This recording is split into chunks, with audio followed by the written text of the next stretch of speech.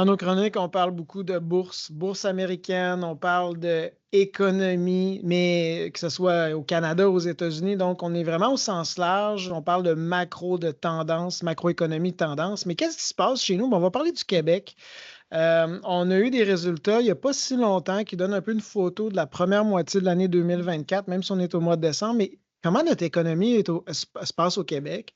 Est-ce qu'elle est résiliente par rapport au Canada? Puis ça peut nous donner peut-être une idée, malgré peut-être des enjeux qu'on voit au Canada. Est-ce qu'on peut quand même dire qu'au Québec, on tire mieux notre épingle du jeu? Puis ça va nous permettre peut-être un peu d'anticiper l'avenir avec des bonnes probabilités pour 2025. Donc, qu'est-ce qui s'est passé depuis dans le premier 6 mois de 2024? Ce qu'on peut remarquer, c'est que la croissance du PIB au Québec, le PIB réel, a été supérieure à celle du Canada. En ce moment, notre croissance a un taux annualisé de 2,7, ce qui est vraiment positif dans un contexte où on a vécu une hausse des taux d'intérêt vraiment significative, puis un certain ralentissement économique dans plusieurs régions à travers la Terre.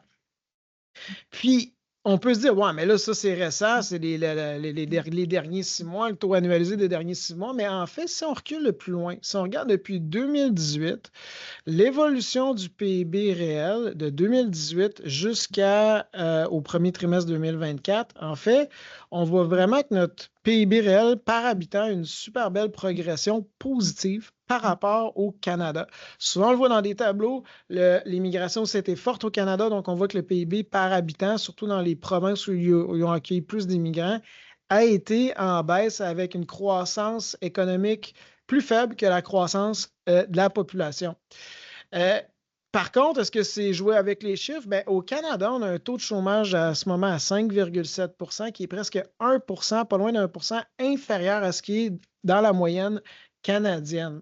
Puis les revenus disponibles des familles, bien, on voit qu'on a une croissance qui est quand même intéressante depuis 2023 puis la première moitié de 2024 par rapport au reste du Canada. Mais ce qui est encourageant, si on regarde encore de 2018 à 2023, la croissance du revenu disponible réel par habitant au Québec est en hausse de 6,6, qui est le double de ce que le Canada a obtenu.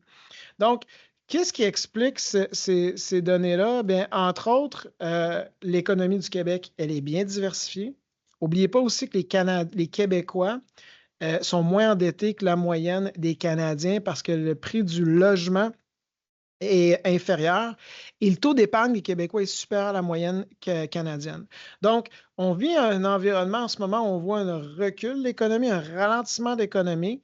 Jusqu'à présent, le Québec tire mieux son épingle du jeu, puis nos assises sur lesquelles on a été capable de mieux passer à travers ces perturbations-là restent, ce qui permet d'être probablement optimiste sur le sort que l'économie québécoise va avoir en 2025 par rapport à d'autres régions dans le monde. Je vous remercie. On se dit à la semaine prochaine.